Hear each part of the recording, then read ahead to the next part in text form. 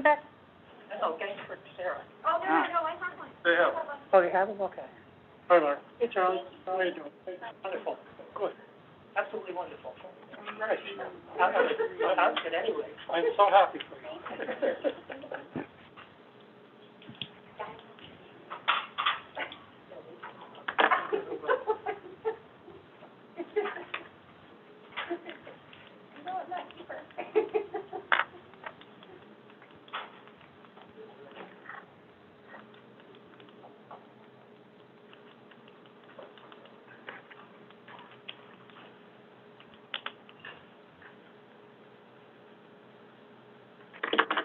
So I guess taking the pins out didn't do much. You know what? It could be part of the weather. Oh, yeah, that's for sure. Yeah, it's 80. We're good?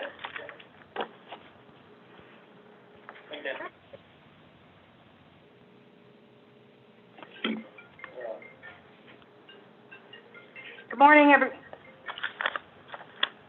Hello? Bring another mic. How about way down there? Okay.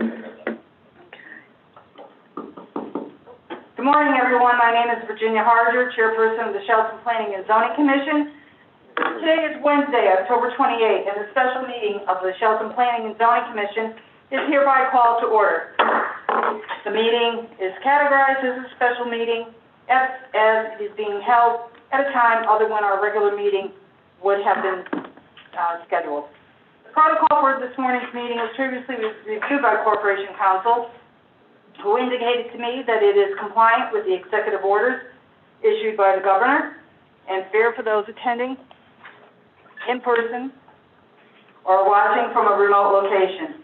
Just a reminder that all commissioners and staff and everyone in the auditorium meeting morning need to wear masks that cover the nose and mouth throughout the meeting, even when speaking. Your cooperation is appreciated. Present in the auditorium, please rise and pledge allegiance, and I invite all who are participating remotely to do the same.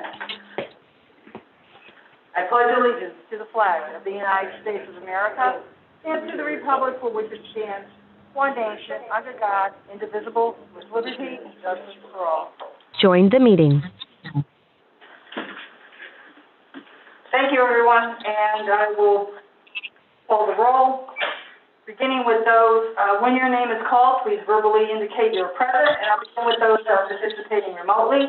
Commissioner Parkins? Present. Commissioner Ticky? Present. Commissioner Lasko?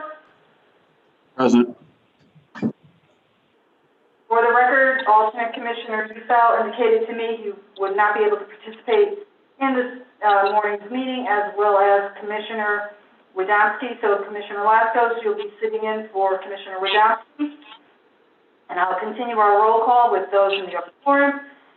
Commissioner Kelly? Present. Jenny, I'm here. I want to go back. Someone else that's participating remotely is Commissioner Mato, Yeah, here, Lane Maddow. and myself, Commissioner Harger. Also remotely, our consultant, Mr. Panico. Present. Thank you. Here in the auditorium, Mr. O'Neill, our Assistant P&Z Administrator and ZEO. Present. Our Downtown Projects Coordinator, Mr. Nappy. Our Recording Secretary, Mr. Bernassos. And our stenographer, Ms. Charbonneau. And just for the record, our Administrator, Rossetti, is on today at the meeting. Called in. I'm sorry? I'll be calling in. Okay, is Mr. Rossetti on the phone? No, not at this time. He had somebody that took him away from the office today.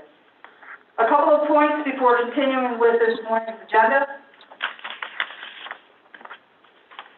This is the Commission's 20th meeting being done via a live streaming process. For commissioners participating in person and remotely will be able to make comments about the meeting so that we're not all talking across each other, and our recording secretary is clear to commissioners are asked to please say Madam Chair and then your name. As the chair recognizes you, you are free to speak. Please be aware you may hear an echo. Commissioners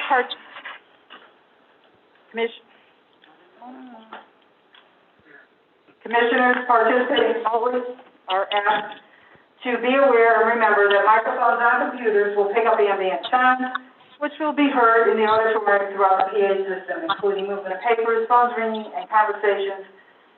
If others are in the room, so if at all possible, and you have the ability to do so, please mute the audio on your computers.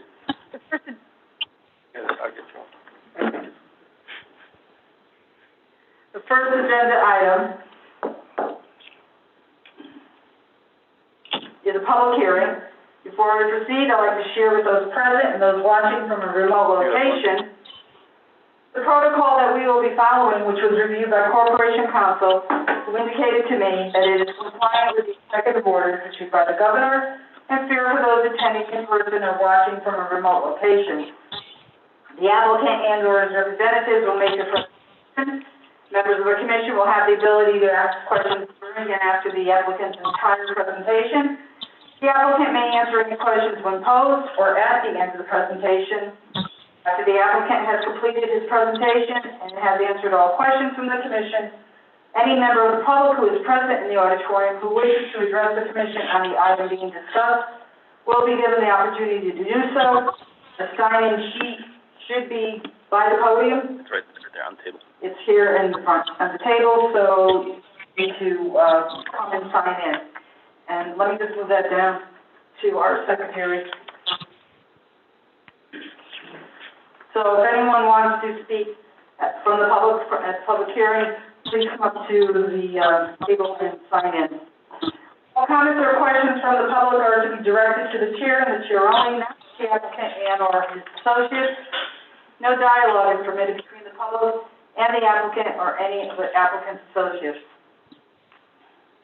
All comments from the public should address the criteria of the zoning regulations. Unless a member of the public has new comments to or questions of the chair, members of the public are asked to reasonably indicate whether they are not in agreement with the previous speaker and not repeat the same testimony verbatim when it is their turn. At the end of the public portion of today's hearing, the commission will move to keep the public hearing open. Public hearings for each application will be announced. The date of the continuation will be announced at that time. After the adjournment of this morning's meeting and until 24 hours prior to the resumption of each public hearing, the public may submit questions and comments to the Planning and Zoning Office. At the meeting where each public hearing is continued, any comments submitted from the public within the time frame for submission will be read into the record. The chair will then recognize anyone from the public who further wishes to address the commission on the application. At the conclusion of any comments from the public, the applicant will have the opportunity to address any comments or questions from the public and the commission. After the chair is satisfied that the applicant and/or his associates have concluded presentation and answered all questions and they've addressed all concerns from the commission and/or public, and if no further information is needed, the chair will ask for a motion to close the public hearing. And a future meeting of the commission, after the public hearing has closed, the commission will discuss the application, and I will poll the commission for a consensus on how to proceed. And a reminder to the commission that once the public hearing has opened and until it is closed, commissioners are not permitted to make any public comment, discuss any part of the applicant's presentation, or receive additional information from anyone. So, in lieu of Commissioner Amato, our secretary, not being present in the auditorium, I'll read the call of the hearing for application 2018, which is our public hearing application. Shelton Planning and Zoning Commission of the City of Shelton, Connecticut hereby gives notice of a public hearing to be held on Wednesday, October 28, 2020 at 10 a.m. in the Shelton City Hall Auditorium, 54 Hill Street, to consider the following projects. Initiation of application 20-18, Dominic Thomas for AKD Properties at 32 Andrew Drive, Assessors Map 20, lots 9 and 10, for a re-subdivision of Mountain View Manor, lot 17, to include 2 buildable lots, which is generally bounded as follows: northerly by 1 Farm Hill Crossing, easterly by City of Shelton Land, Assessors Map 20, lot 58, southerly by AKD Properties on Dome Drive, Assessors Map 20, Lot 18, westerly by 23 Andrew Drive. The property is currently zoned in an R1 zone on 3.88 acres. Entitled Re-subdivision Lot 17, Mountain View Manor by D'Amico Associates, dated August 22nd, 2020. All plans listed above are on file in the Planning and Zoning Office. At said hearings, all persons will have a right to be heard within the stated guidelines, and written communications will be received. Please note, due to COVID-19 and the governor's orders, this meeting will only have seating for a maximum of 50 persons with adequate spacing between all seats. This meeting will be streaming live via YouTube Live, and access to the stream will be posted on the city's main webpage at cityshelton.org. All relevant materials will be available through the Planning and Zoning section of the city's website. Comments from those not physically in attendance must be received by the Planning and Zoning Office at least 24 hours beforehand. Dated the 15th day of October 2020, Shelton Planning and Zoning Commission, Virginia Harder, Chairman, Elaine Motto, Secretary.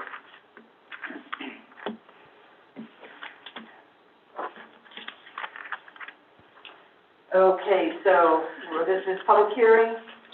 On the agenda, item A, application 20-18, Dominic Thomas for AKD Properties, 32 Andrew Drive, Assessors Map 20, lots 9 and 10, subdivision of Mountain View Manor, lot 17, to include 2 buildable lots on 3.8 acres. Who's representing the applicant? Attorney Dominic Thomas, calling the Thomas, 360 Main Street, Derby, Connecticut, Thanks. representing the applicant. Thank you, Attorney Thomas. Please proceed. Yes, I will note for the record that we have submitted electronically the notices and pictures of the sign posting in accordance with your regulations.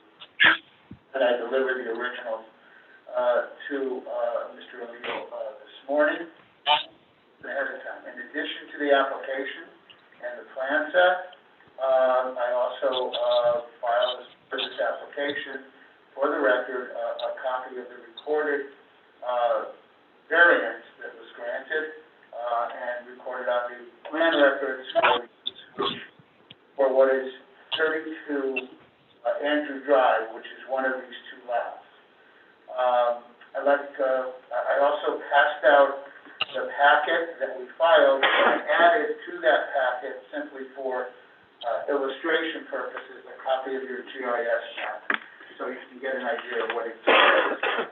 But if we can look at the first page of the, which is on your screen, and on the first page of the map, I do want to point out that there's a red line that's identified as the existing boundary. So you can see that 32 Andrew Drive, which has a house on it, existing house on it, and which was part of one of the iterations of Mountain View Manor subdivision. I think that was the name of it.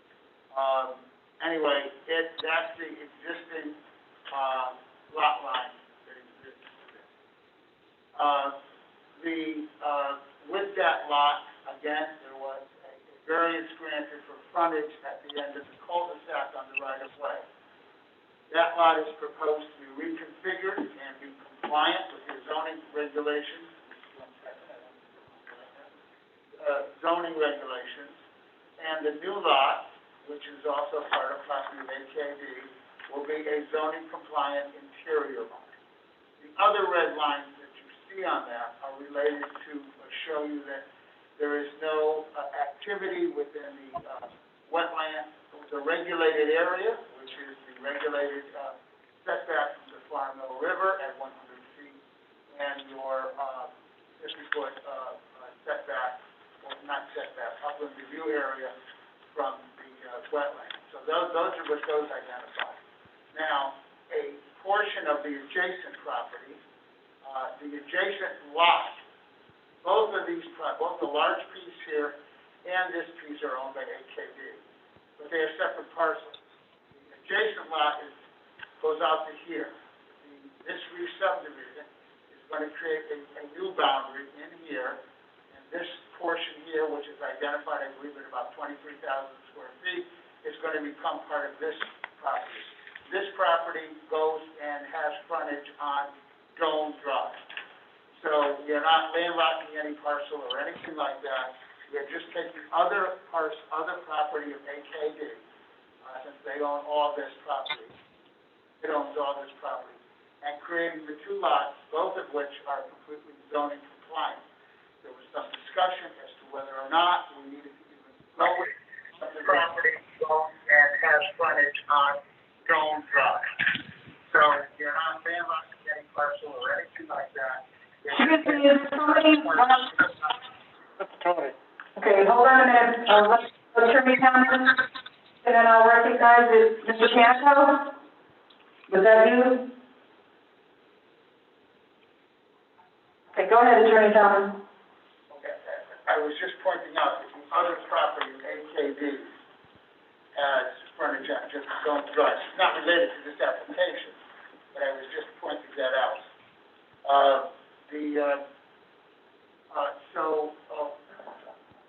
So when you look at it, these two properties have the appropriate zoning compliant, frontage based on the variance on Andrew Drive. And this is right here is the existing house, identified, as 32, Andrew Drive. This is the other lot that we are creating along with it, as part of this subdivision, is doing lot line revisions to the existing lot.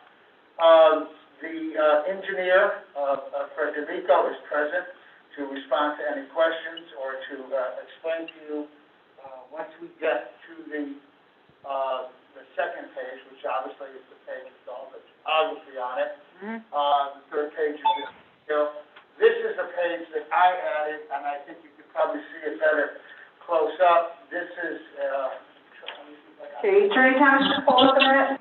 Was there anyone participating remotely that had wanted to make a comment on this, having to do with Dome Drive? No, I can't see it. Was that part of the meeting materials? I don't see. The materials that show the site plans are on the City of Shelton website.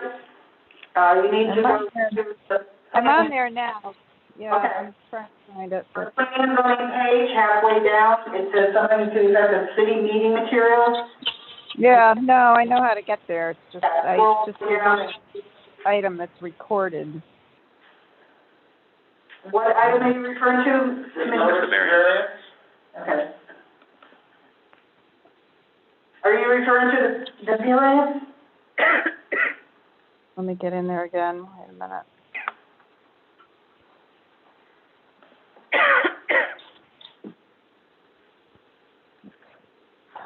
Well, carry on.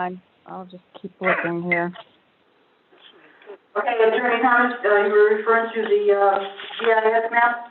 Yeah, I was just, the GIS map is gonna be asked, but just it shows the GIS map shows the lot at 32 as it exists right now with its boundaries, shows the other property of, AKD.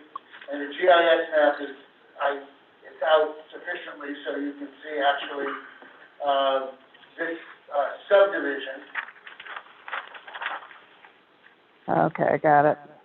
which dates way back, it was called Mountain View Manor, actually involved both, just so you're aware, Andrew Drive and Dome Drive, were the, two main roads. And all I was doing was pointing out that the other property of AKD has access to Dome Drive. That's all I was pointing out. This subdivision is, its access is appropriate and zoning compliant with the variance off of the cul-de-sac at, the end of Andrew Drive, which is found, 32 Andrew Drive, which is the existing house, which is part of this two-lot subdivision. And I did supply planning and zoning, I think it's on the website, with a copy of the notice of variance, the recorded notice of variance. Reducing the lot frontage.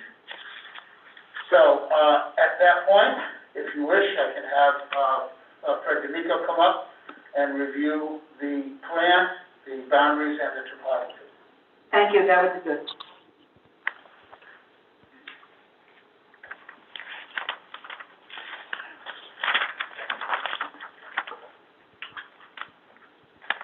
For the record, Fred D'Amico.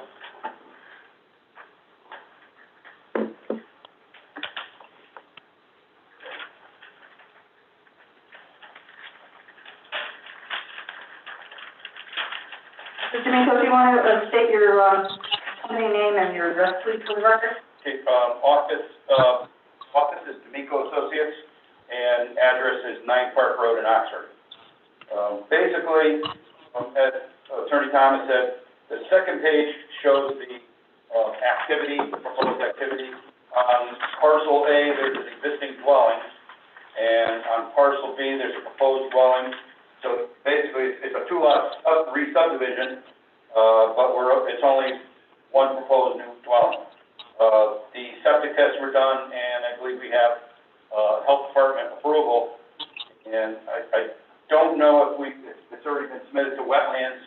I think that was concurrent with zoning, so.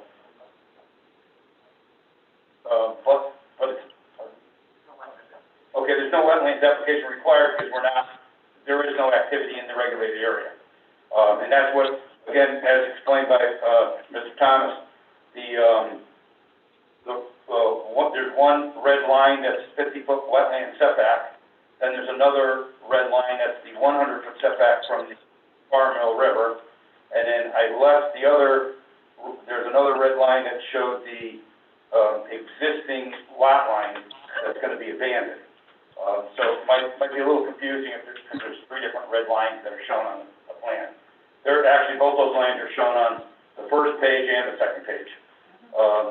And then the only other thing that's taking place is there's a strip to the left of parcel B that's going to be added to the other land owned by the applicant. The applicant owns both parcels, and they are separate parcels right now. But because it was kind of confusing whether or not we even had to come in for subdivision, because there's actually 2 different parcels. But to make it clear and to ensure that there was no problems later on, we just decided to do a re-subdivision. So the existing boundary right now is that one, where you see in the middle of the diagram, it says lot 32. You look to the left, and you have one that goes down to the Farm Mill River. That outer dotted line is the existing Yes. boundary, okay? And then to the right of that is another dotted line. So it's a space between those 2 lines that will be conveyed to the other property. And then the rest of that area where the proposed dwelling is, and all the way down to the description, which reads parcel B, total area, so many square feet, acres, and wetlands, et cetera, in the net area, that's the new lot. Correct. Okay. And the existing lot, where the existing dwelling is, and there's a dotted line that divides them. And if you look right to the left of the word Andrew Drive, that is the access to the lot. Correct. That's being proposed. Yes. Okay. Okay, anything else, Mr. D'Amico? No. Okay. Chairman Thomas, do you have anything else to add? Nothing, it's a relatively straightforward application. I believe there's nothing unusual, there's no impact, and I will tell you that I posted the property 2 weeks ago, we sent out the notices 2 weeks ago, and I received no comments from any neighbors or anything of that nature, no calls or anything. Okay, let me ask my fellow attorneys if Mr. Panico, if they have any comments. So, Mr. Panico, do you have any comments, questions, or concerns regarding this application? No, Madam Chairman, it's pretty straightforward. Thank you. Others that are participating remotely, Commissioner Arkin, I have no questions. Commissioner Tiki, No questions. Commissioner Amato. No, it looks sensible. I'm assuming that the new house would be placed somewhere kind of at the same distance as the existing dwelling within that building square. It's, And behind the steep slope, the area indicated as steep slope, so it would be somewhere in that small area. It's at the top of the proposed lot. If you look at where you drive the cul-de-sac, to the left is the entrance, and there's a square that, rectangle that says proposed dwelling, first floor, so many square feet. It's indicated on that site plan. Oh, okay, I'm not, Commissioner Velasco, do you have any questions? No questions. Okay, Mr. McCully? No questions. Okay, I have none, so, I will open it up to the public. Is there anyone that signed in, Sarah, on the, sheet to speak? Okay, I'll just, ask, there's somebody from the public that wishes to comment, come on up, sir, sign in, and then head over to the podium, state your name and address for the record, and then you can speak.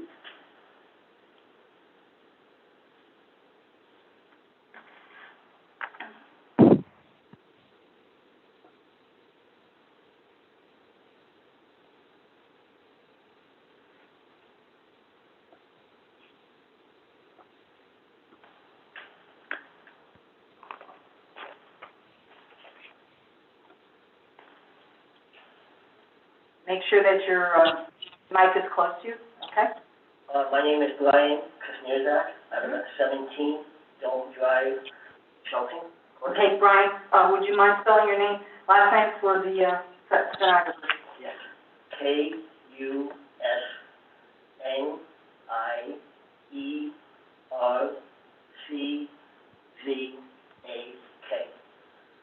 Okay, and you said your address was what again? 17 Dome Drive. Okay, all right, go ahead. It was a very good presentation. I just have a couple of quick questions. Mm-hmm. The proposed property, what type of water will be provided? And Go ahead, ask all your questions, and then the applicant will respond. and I presume from the presentation, there will be no extension of the new drive? Okay? And the other question, basically to the committee themselves, when a project like this is proposed, I know the applicant said you sent notices to the neighbors. What range of neighbors does that notice go to? Mm-hmm, okay, And that's all my question. okay, thank you very much. Thanks. Okay, Attorney Thomas, you want to respond to Mr. Kazarski? Yes, the property is well water on the property. According to 52 or 51.2, your regulations, it goes out 200 feet. The way we do it, although in Shelton you have to be a little careful because your GIS map is not accurate with respect to property owners. What are you referring to that goes out? He notices. Oh, okay. He asked about the notices. Mhm. The way it's done is the property lines, you can click on a parcel of land, and then you can click on the amount of feet, and it creates a radius map. Mm-hmm. And that radius map is done. What we did here, even though we're shrinking the size of the larger parcel, we used the entire size of the larger parcel for the 200 feet. And we used we did a second one for 32, Andrew Drive. Then, after you go out and do the 200 feet, what we do is as a double check, because your GIS cards, if you click on the assessor cards, on the GIS, they are not accurate. They are almost 4 years behind. So after you print out every one of them, you then go to the assessor's records. And using the assessor's records, you can type in either an address or the map and lot number, the assessor's map and parcel number, and you double check it against the current assessor's records. Mm-hmm. So that's what we did, and we presented that all to your Staff. staff. How many were there? Do you have an idea?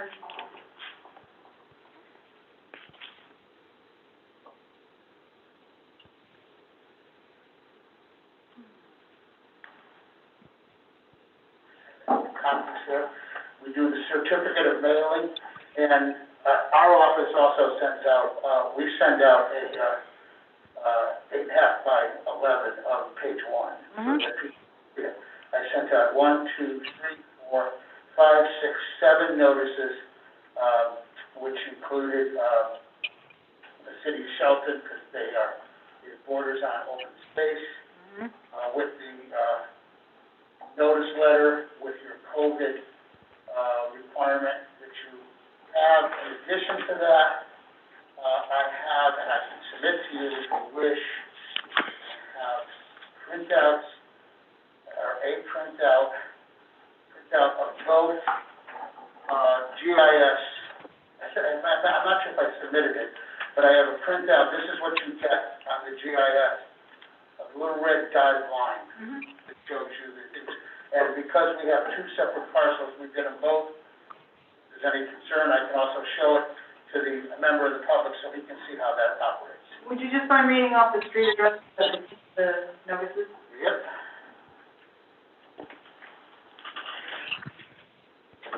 20 Andrew Drive, 15 Andrew Drive, 24 Andrew Drive. Obviously, 54 Hill Street is the city of Shelton, that's their address. 28 Andrew Drive, 23 Andrew Drive, and there's a property owned, I don't know the exact street address, but it came up, I can look it up, by H.N. property owner of Burlington, North Carolina. It's a large piece of, I'm sorry, it's, one of the large office buildings. Sorry, it's the Richardson Dick Center, Mm-hmm. the Richardson Dick Center.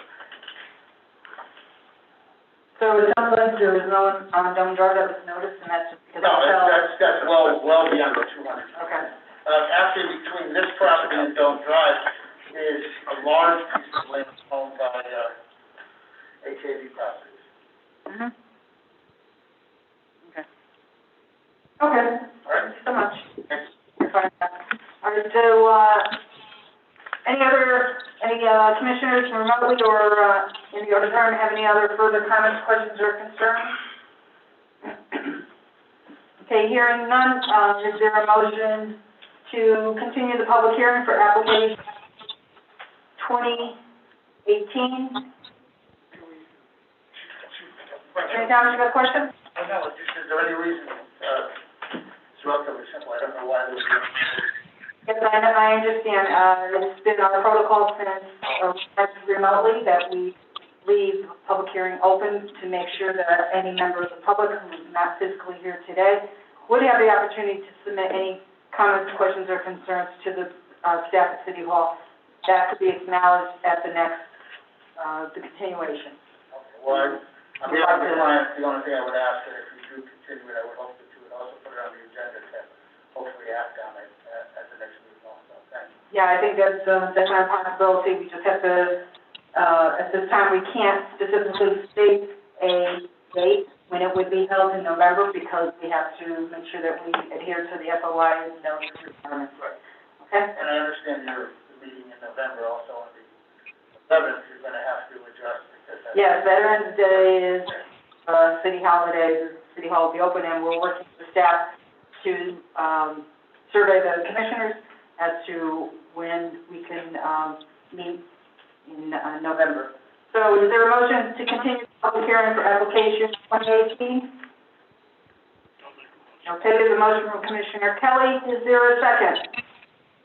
Commissioner Perkins, second. Okay, second from Commissioner Parkins. So on the motion from Commissioner Kelly to continue the public hearing for this application, seconded by Commissioner Parkins. I'll do a roll call vote. Commissioner Kelly? Commissioner Parkins? Aye. Commissioner Moto? Aye. Commissioner Dickey? Aye. Commissioner Wasco? Aye. And the chair votes aye. Staff will notify the applicant of the continuation date. Thank you very much. Thank you.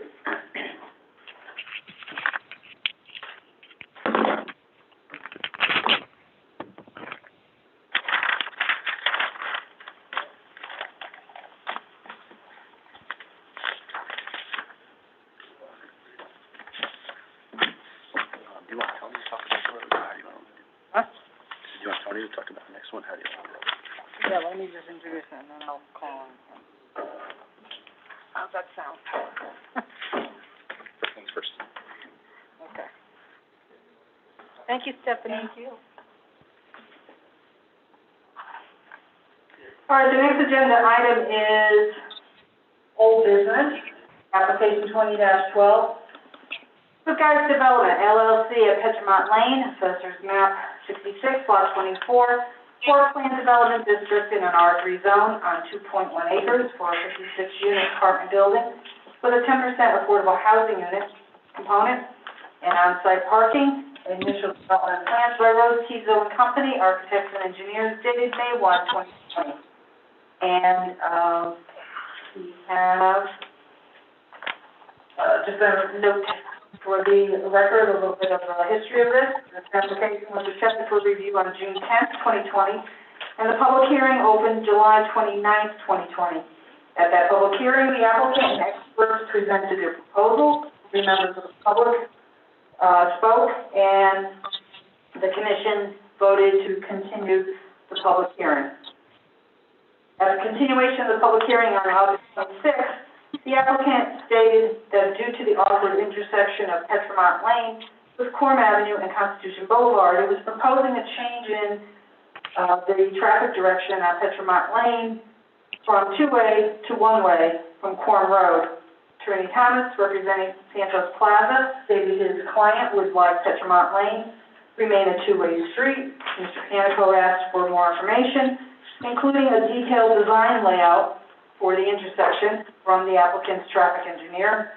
Public hearing was continued. On September 16th, at the continuation, the commission heard letters from city engineer and traffic authority and 2 proposals from the applicant regarding traffic directions on Petromont Lane. Staff again requested a more detailed engineering plan to show the full right-of-way. 1 member of the public spoke, and the commission voted unanimously to close the public hearing. So the commission is at the point to discuss this application and decide how to move forward, and do have some other points to note for the record. And before I do so, Mr. Canico, did you want to make any comments on this particular? Not at this time. I'll wait and see how the discussion goes, ma'am. Okay, thank you. Okay, so regarding the one-way street, it's really not appealing to all the parties. Santos Plaza regularly uses the Petromont entrance and exit to and from River Road. The entrance through the auto body repair place is often blocked due to the volume of its business. As the commission made Santos Plaza widens the area of Petromont Lane adjacent to the entrance and exit driveway as a condition of their approval, removing the ability for traffic to move in 2 directions on Petromont would not be appropriate. The applicant proposed having traffic routed one way through Petromont development, from what I understand, with the driveway closest to River Road as the entrance and the driveway closest to Corm Avenue as the exit.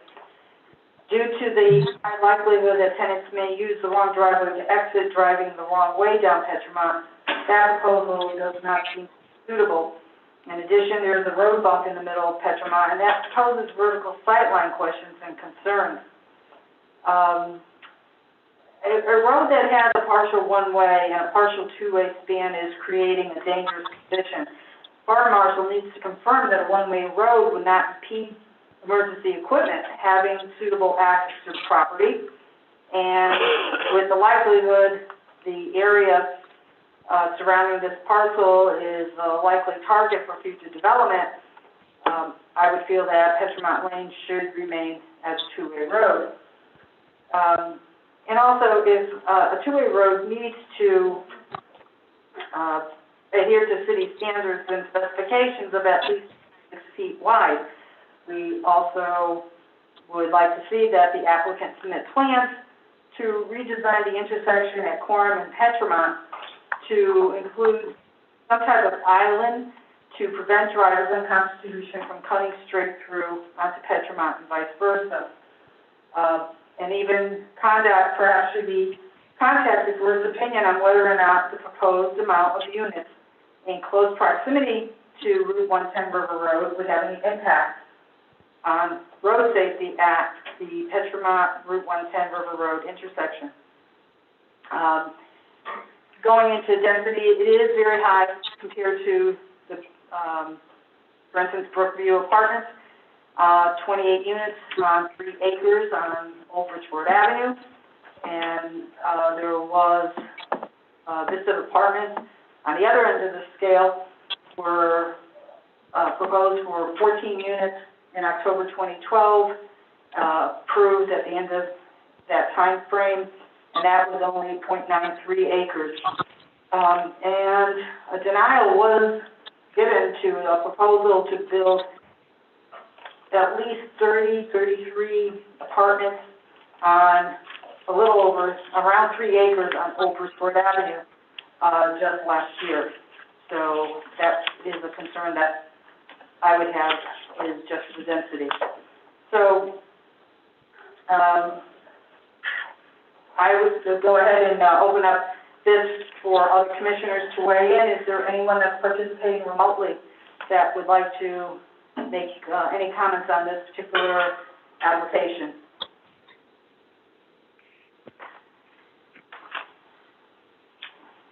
Okay, Commissioners Motto, Ticky, Parkins, Vasco?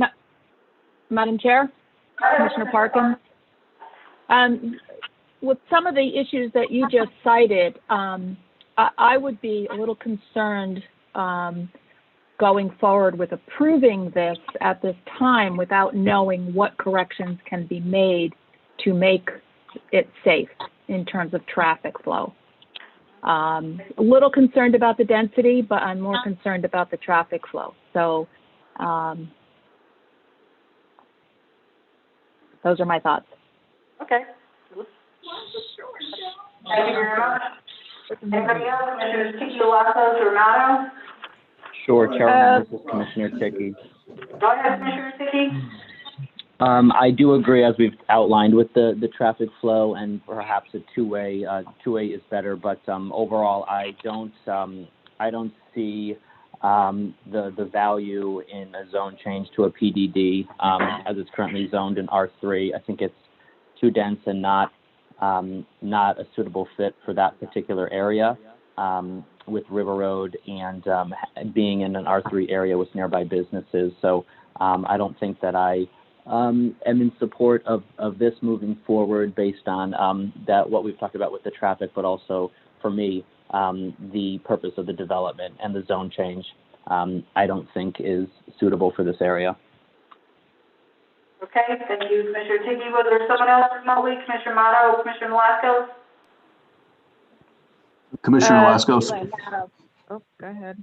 Okay, go ahead, Commissioner Mato, and then Commissioner Velasquez, I'll recognize you. Yeah, I think the two-way traffic makes most sense if it can be designed, and I think Ruth had said we should really see how the details of that before moving forward. It's an odd area, of odd mix of buildings that are already there. I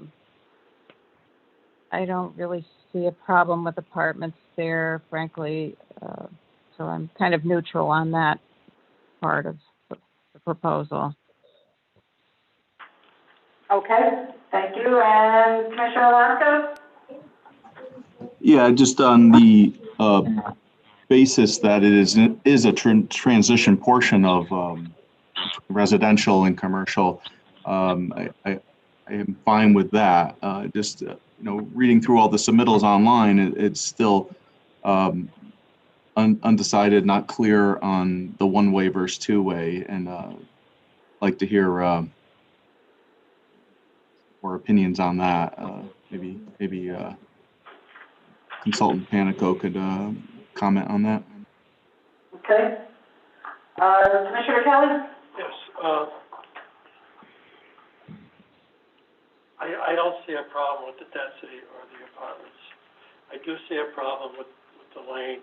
I believe it should be left two-way, but I also thought there was supposed to be a improvement between Corin and Piedmont Lane, was supposed to be brought to this commission before. You're referring to what I was referring to as an island, or? Yeah, something like that, yeah. Yeah, that's what just came up.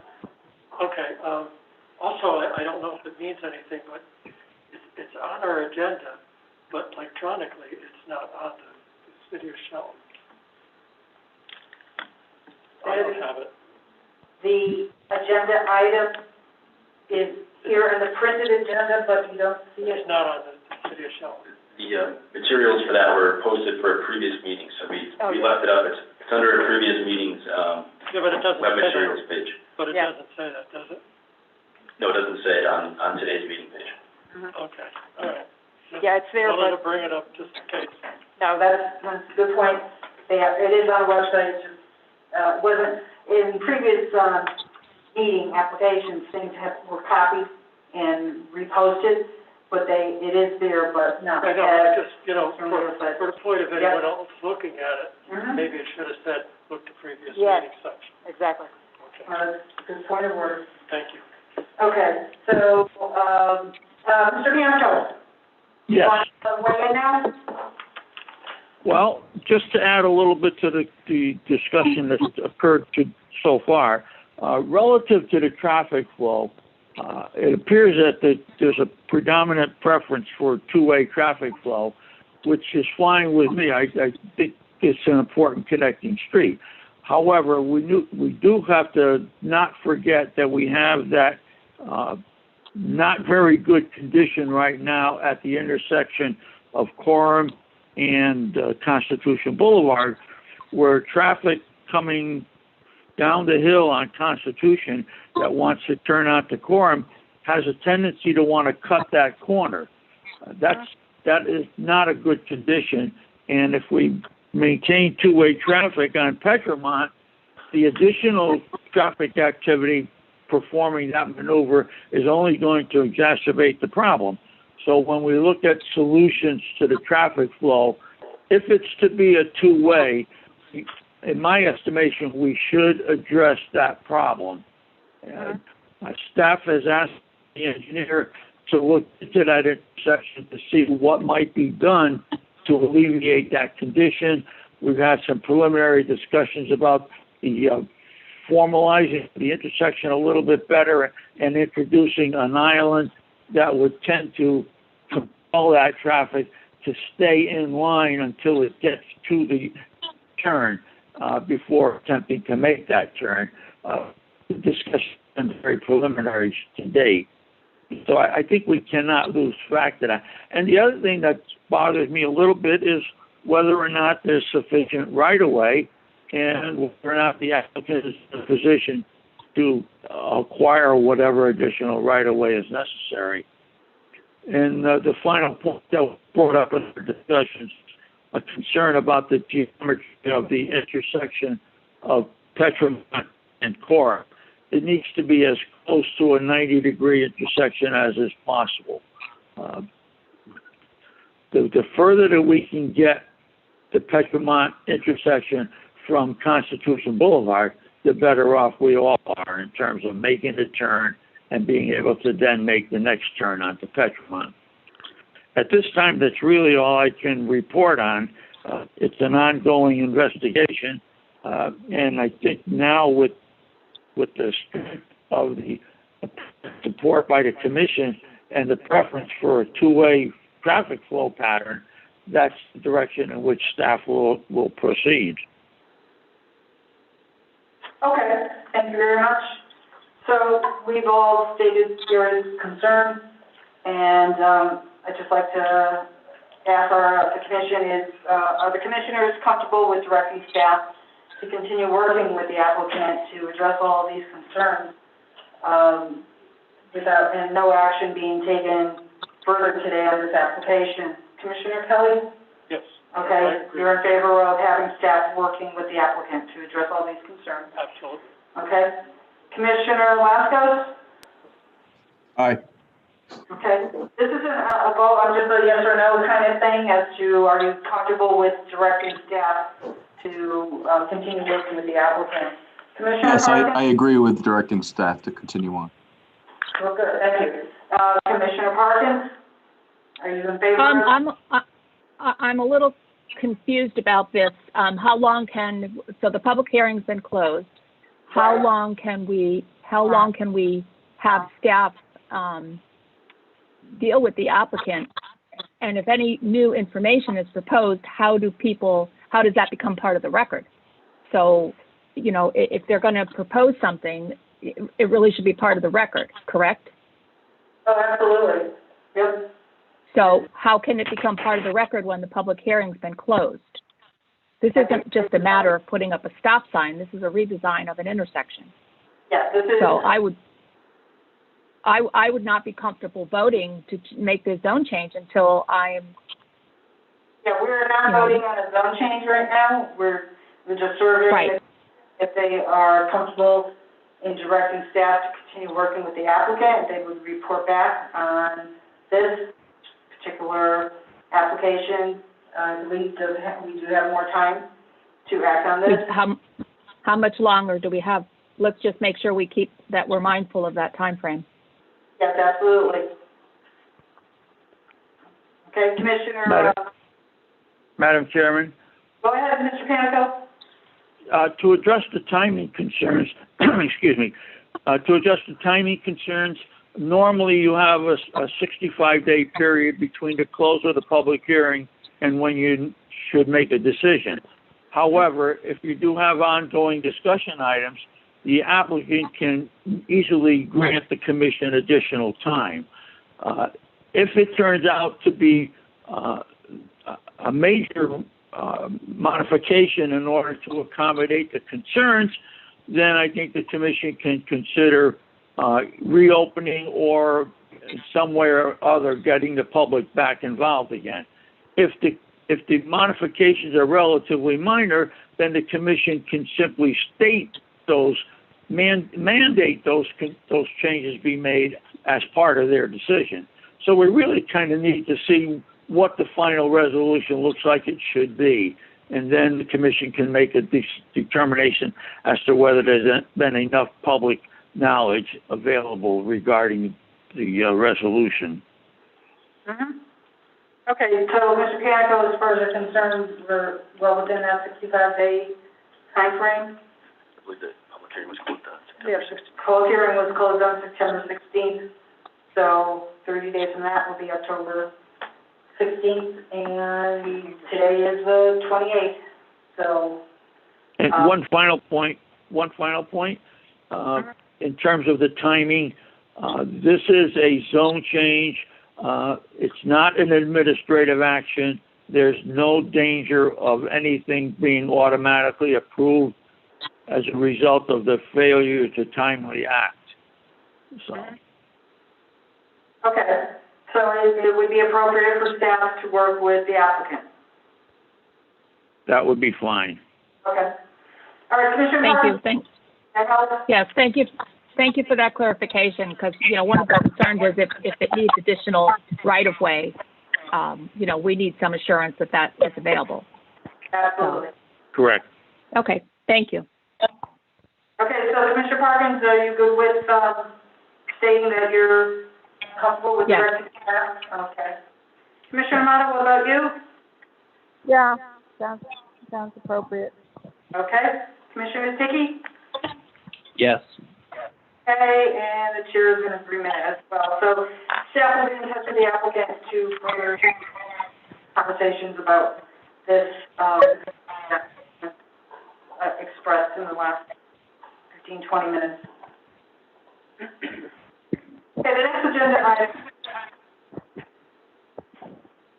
is new business, and the first application, 20-21, William Lucy, Bruno Casino, Assessors map 77, lot 25, the Plan Development District, 1.22 acres for 10,070 square foot retail development. We need to accept and set a public hearing. The proposed public hearing date will be communicated to us by the commission. We had in mind the 18th, but we are the confirming dates available in November, that would be open for to use. So, is there a motion to accept the, application, 20?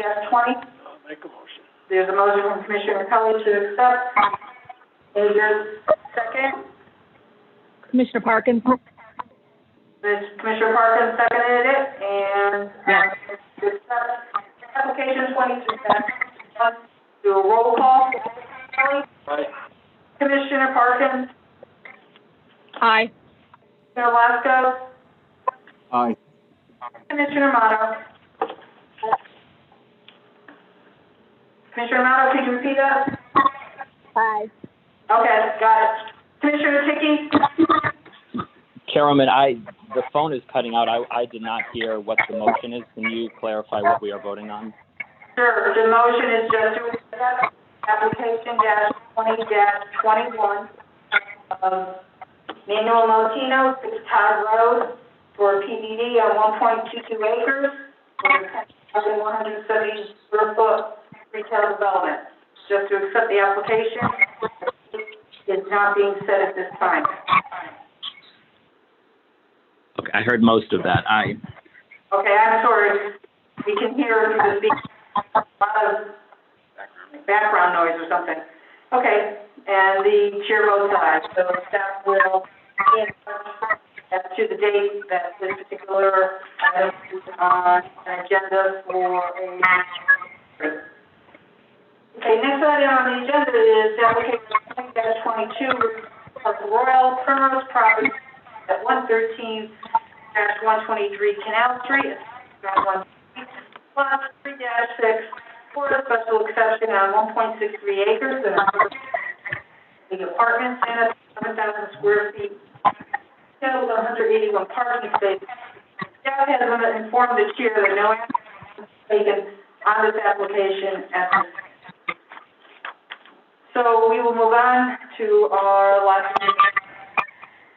Madam Chair, Commissioner Parkins, could you please request that everybody that's on the phone, please mute the line? There's a lot of feedback coming through. Sure. Anyone participating remotely, please put your speakers on mute. Thank you. Much better. Good. Thank you. I'm glad that helped. Okay, so, we're on other business, approval of minutes. I just have, I think, one particular comment. And then I think we can, approve these. Okay, I found everything fine with the, September 9th meeting. On the September 15th meeting, there needs to be a notation added at 11:55. Commissioner Ticky had to leave the meeting, just as I'm being introduced by the chair, because if you look at the minutes, you can see that on application 20-12, there were 6 commissioners voting, including Commissioner Ticky, but the next vote was on application 2015, and all of a sudden his name's not there, and I think an explanation just has to be put into the minutes as to why his name wasn't there. I didn't want to cause confusion that somebody felt that we forgot his name or the motion wasn't a 5-0 kind of vote. And I didn't see anything with September 23rd. So does anybody participating remotely have any comments about any of these 3 minutes? No, Madam Chair. Okay. Anybody else? Commissioners Motto, Ticky, Lasko? I'm missing today. Park, okay. Okay. All right, Commissioner Kelly? Yes, I do. Okay, go ahead. And I'm not quite sure. I think Commissioner Ticky's going to have to answer this. On the vote for Huntington Village, Which date, minutes, first off? the 23rd, Okay, on the I 20th. thought Commissioner Ticky voted no. Okay, I'm not so quite which sure. page are you on? 3. Page 3, 3, and this is under application 19-13. Correct. The roll call vote, was Commissioners Kelly, Parker, Tomato, Harder, and Tiki all voting aye. Right. Commissioner, Tiki, you, Yeah, thank you, Commissioner Kelly. I actually did not catch that, and I most certainly did vote no, so that should be corrected. Thank you. Okay, so there's a correction to the minutes of September 23rd, page 3. Application 19-13, the vote was actually 4-1, with Commissioners Kelly, Parkins, Motto voting aye, and Commissioner Hickey voting nay. Okay, anyone else have any comments about the minutes? Okay, seeing that there is none, is there a motion to approve the minutes of September 9th, 16th, and 23rd, with the changes that we, noted? Okay. There's a motion from Commissioner Kelly to approve. Is there a second?